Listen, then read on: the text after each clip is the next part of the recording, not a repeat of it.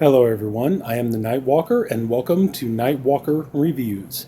The movie that we're going to be talking about tonight is a 1974 Jean Rollins French horror film, the unrated extended cut of The Demoniacs.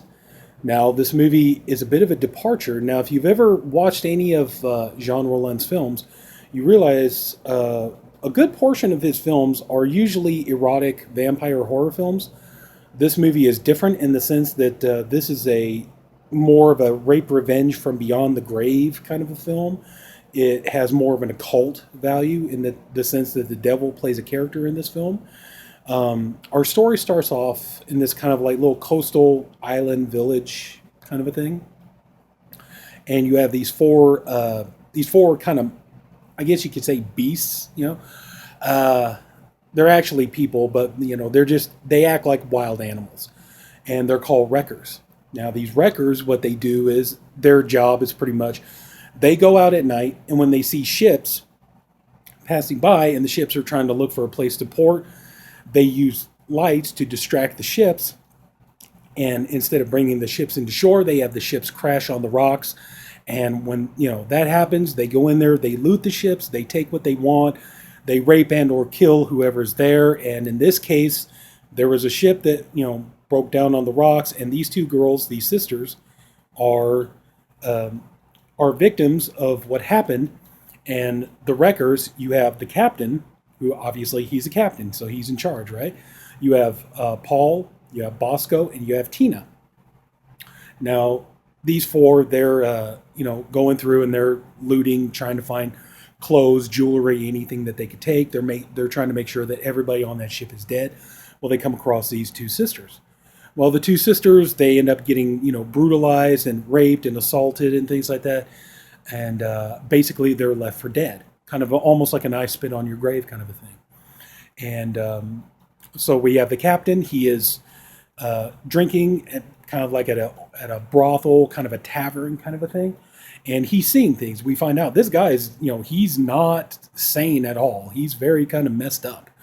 So he's, having all these visions and things like that, and he thinks he sees these girls' ghosts, and so Tina, his partner slash wife slash girlfriend, whatever she is, decides she wants to go back because she wants to check the wreckage and find the two girls and make sure that they are truly dead, and it would get him to let go of his insanity.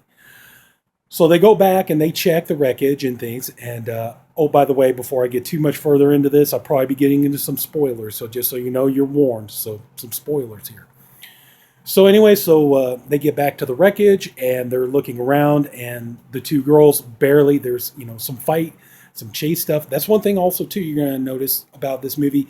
Usually, Jean Rollins films don't really require a lot of action or a lot of like really like big set pieces. So this is a pretty ambitious film for him. But the girls are barely able to get away. The girl Tina, she wants to keep following them and try to kill them. But the girls, they get into the water and they find this kind of like this old abandoned kind of a castle. I forgot the exact, what is the word on here? It's a cathedral. I'm sorry, it's a cathedral. And so, they go to this cathedral and they meet this woman who's dressed up like a clown. And this is a very expressionistic film, okay? And it even says, when you start to watch the film, it says an expressionistic film. So they meet this girl. So it's very out of place, but it's kind of interesting at the same time. They meet this girl who's dressed up like a clown, and she, invites them into this cathedral to where she goes to this man who's basically like a gatekeeper. And she tells them that these two girls have come in there. She's going to take care of them, and she's going to nurse them back to health, make sure they're okay. And the gatekeeper, turns out that there is a room that houses the devil in this cathedral. And so he goes to the devil and he says, these two might let you out. It's up to them. They have free will. It's going to be determined upon them. And of course, the devil is not, red with horns or any of that kind of stuff. Matter of fact, he's this kind of very hunky looking guy, and we'll get to that in just a minute. But so they nurse the girls back to health, and it turns out the girls are mute. They don't talk. But it's explained to them where they are, what's going on. that they do have the ability that they could let loose the devil if they choose to, in which they do choose to let loose the devil. And when he comes out, he tells them that he can give them a night where they can get revenge on the wreckers, the people who put them in the situation that they're in now. And what he can do is he can put himself into them and give them his supernatural powers where they would pretty much be invincible, and they would have all night. They could get revenge on these people. But, come the following day when, the sun breaks, when the sun comes up, their powers are gone. He gets his powers back, and they just go back to being just regular mortal women. But the two sisters do choose that they do want to go ahead and, receive his powers. And how they do that, obviously, sex. It's a Rollins French film, so, that tells you right there what's kind of going on. So they end up getting the supernatural powers, and they go back and they go to this tavern brothel where they meet the captain, who he's freaking out. It doesn't help that the woman who runs the brothel basically has like psychic powers. She sees things, and she's warning him that, the girls are coming back, and chaos is going to rain down and all this other kind of stuff. And so he's freaking out, and Tina's like trying to keep him under control, and, it's just going all awry. And then the girls come in, they start to try to get their revenge, and they realize these girls are not meant to be trifled with. So the men run away, and they go to Tina, who she's not afraid. She's like, I'll go out there. I don't care. You guys are wimps. I'll go out there. I'll kill them myself. I don't care. So, she ends up going, she follows them to the cathedral, and, she's about ready. She's got a knife. She's ready to stab them. And, they look up and they see these, big, like, these big statues, and they start, using their powers to get them to drop down. And one of them, I believe it's one of Christ, falls on her and is crushing her. And so she's asking for help and things. But just as they're ready to kill her and, get revenge on her, the woman who's the clown, she comes along, and it turns out she's been stabbed. And so their attention is drawn away from her. And so they go to help the girl, the clown, because she took care of them and nursed them back to health. And she lets them know that the men have arrived and that they're going to, they're here, that be careful, beware, they're here to kill them and things like that. And she dies. And then they notice that Tina is able to get the statue off of her, and she's able to get away. And they go to the devil, and it turns out that not just the girl, the clown, but also the gatekeeper, they both have been murdered by the wreckers. And so the devil is, he's kneeling before them, and he tells them that basically right now nothing can be done, but because I don't have my powers, you two have my powers. As soon as I get my powers back, after dawn, I will turn around. I will go ahead and bring the two of them back to life. But you two would pretty much have to kind of sacrifice yourselves in order for that to happen. And the girls go along with it. They're like, okay, we'll do it. So the morning comes. They lose their powers. The two girls just go back to being mortal again. And so they leave, basically kind of going to face their destiny.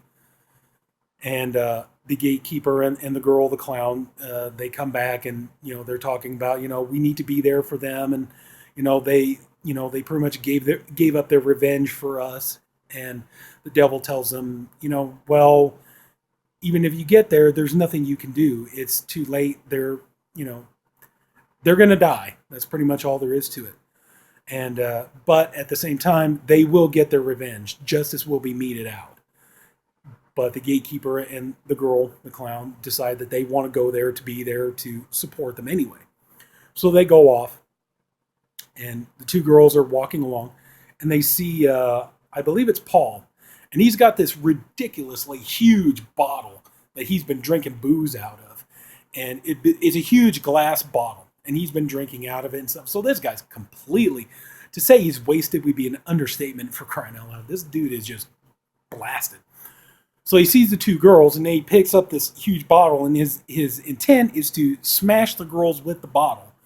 And ultimately he fails. He slips, he falls, and he pretty much crushes the bottle, cuts himself up, and he pretty much dies, bleeds to death. So that's his demise.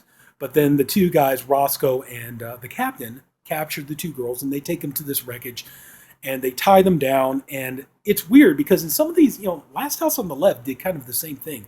It's weird how in some of these where you got these group of killers, it's like, yeah, the men act animalistic and they act like just beasts and things like that. But the woman is actually either just as nasty or monstrous, or if not more so. So she ends up instructing the two men to, rip the girls' clothes off and rape them, which they do. And here it's shown on the back there. You can see that's Tina right there, which, it's shown that while they're raping these two girls and just, violating them over and over again and punishing them and stuff, that Tina decides to, pleasure herself. And she's really getting off seeing these girls suffer, seeing these girls in pain and hurting and things like that. And so she's, just getting off on the whole thing. Then you have the captain who this guy's still, nutty as a fruitcake. He goes up to her and at first he's fondling her, he's touching her and stuff, but ultimately he starts to strangle her. And he chokes her out, crushes her windpipe, and she dies. And, when Bosco comes up, he's like, man, what is wrong with you? What are you doing? Why did you kill her for? And everything else. And the captain, at this point, he's completely insane. So he takes out a knife and he stabs Bosco to death. And he looks and he sees that the wreckage, that the tide is coming in pretty much, and the wreckage that the two girls are on, one of the girls is drowned. The other one is about to drown. And he decides, no, these girls are innocent and they're pure and I've got to save them and things like that. So he tries to swim out to save the girl and ultimately he drowns himself in the process.